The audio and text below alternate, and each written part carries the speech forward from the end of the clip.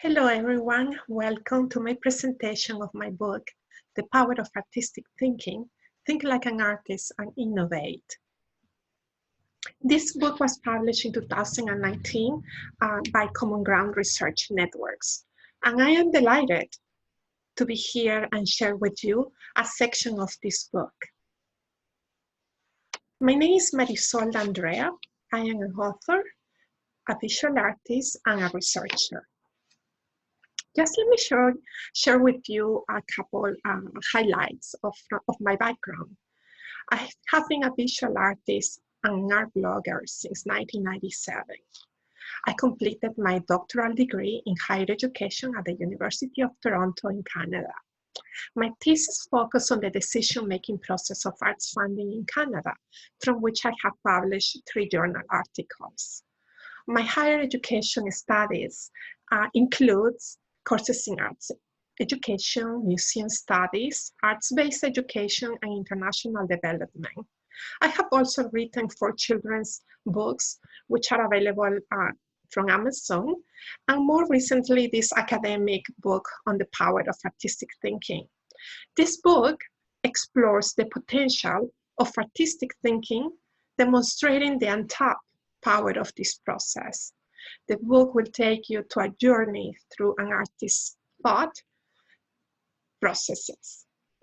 Now, this book is comprised of 8 chapters, and as you can see, it begins by describing what is artistic thinking, then it goes and develops on what is passion and the need for obsession, the importance of imagination and belief in what you are doing and belief in yourself, the importance of observing and connecting, visualizing and ponder, learn and explore, practice and repeat, and self-transform and innovate as the outcomes of the artistic thinking thoughts. So at the end, the book ends with an afterword on the call to live life like as a work of art, as inculcated by Nietzsche. So in this chapter, I will begin with describing a small section of what exactly means by the words artistic thinking. What is artistic thinking? From my research, observations, and interviews with artists, leaders, and thinkers, it was very clear to me that artists think uniquely and independently. With the stresses of technology and the demands of our time, it is more important than ever to bring back to the surface those artistic thinking skills that were buried during our childhood, such as the use of one's imagination and observation and the pursuit of one's passions. This book focuses on thinking, consideration, rather than the logic or reasoning that many times we are taught to follow. Artistic thinking is then a playful concept that will allow you to avoid reductive or limited approaches. I will prevent you from negativity, and it is the process and a unique concept that results in self-transformation and innovation. It allows you then to reflect and to use your intellectual freedom and emancipation. Artistic thinking is also referred to passion in this book, imagination, observations, visualization, exploration, learning, and practice. In sum, artistic thinking is a process that facilitates the generation of ideas that give rise to the discovery of values and innovations. Why should you care about artistic thinking? Well, our society, more than ever, it is in great need of new ideas, different ways of thinking, and new ways of knowing. We can all contribute. We all have a creative side that might be dormant, but can flourish if we embrace it and encourage it. I'm a big believer in this. I have learned that artists, even from my own common artistic practice, that we artists are not only creative, we are artistically compounded. What I mean by that is we are full of passion, imagination, and committed to innovation. Ultimately, artistic thinking is identifying your passion, being able to keenly observe the world by making connections, visualizing your path, goals, and desires, and learning to explore new opportunities. Let me briefly explain a little bit about chapter 2 of this book, which addresses passion and obsession. My research shows that passions are activities in which one invests time and energy, featuring one's identity, which is usually connected with well-being. Social psychologist Robert Bayeran describes a dualistic model of passions. In his view, passion can be both harmonious and obsessive. A harmonious passion is correlated with the flow of the positive experiences and emotions, with the mental state of being completely, presently, and fully immersed in a task. Behavioral scientists believe that individuals with harmonious passions are seen as flexible thinkers. In contrast, obsessive passion has been associated with negative emotions. Yet, when people experience obsessive passion, they might enjoy the task.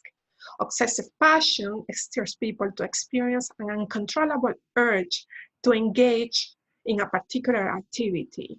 Obsessive passion has rarely been seen as beneficial, and one can infer that this type of passion comes at a high price.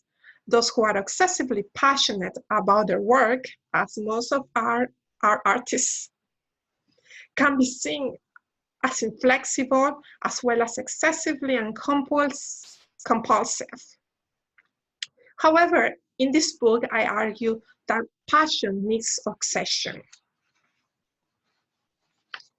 Passion needs obsession, and passion overcomes rejection. What do I mean by that?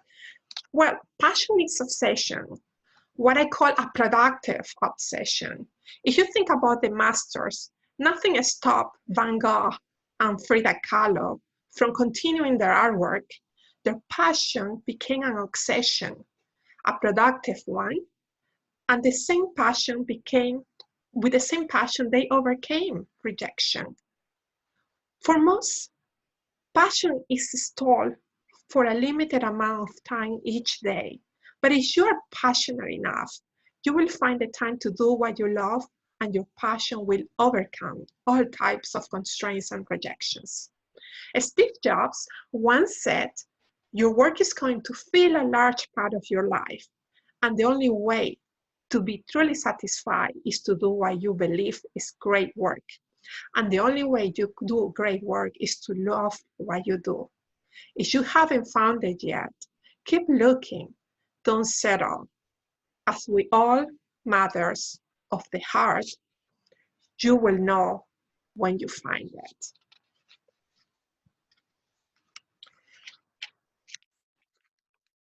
Chapter in this book, chapter 4, talks about observation and connection and making connection. I would like to quote one of our masters, Leonardo da Vinci, from 1452 to 1510, when he passed away. We keep quoting him because he's the master of making connections and observations, and he's known for connecting the unconnected. Da Vinci would occasionally throw a pen-filled sponge against the wall and observe the random stains and what they might represent. He would gaze at the marks on the wall and examine the shapes and patterns. He suggested that one would find inspiration if one looked, for example, into the stains of the wall. Da Vinci believed that learning how to see and observe led to discovery and innovation. Well, instead of drawing a paint-filled sponge against the wall, what I have done here is to use a paint-filled sponge and press it against a piece of paper. And let me show you, and as you can see this image, I would like you to take a second and think What sort of images emerge in your mind? What sort of figures do you see? And I will encourage you to write them. Before, I'll give you a couple more minutes or a minute. It is important. Why did I show you this figure? Because it is important to see how we are all different, and we can visualize different objects, different shapes, and make connections with our own personal experiences. And that is a first step that I believe that is very important in order to achieve innovation, which is discussed in this book. So before this presentation, I showed this image to family and friends, and the responses were, well, that image represents a leaf, a bouquet of flowers, a colorful house, a truck, a profile of a woman, a spaceship. So everyone had a different view of what this image represented. The idea is that observation is the key to innovation. By observing something, not only do we see it as it is, but we can recognize the patterns. We're able to analyze the context of what we see and make the connections that associate one observation with another. The key to observation is to connect then they are unconnected. Without observation, opportunities are missed, hence innovation is hindered. Hence there is importance on seeing and observing. So in fact, the nature of artists' work makes them exemplary observers.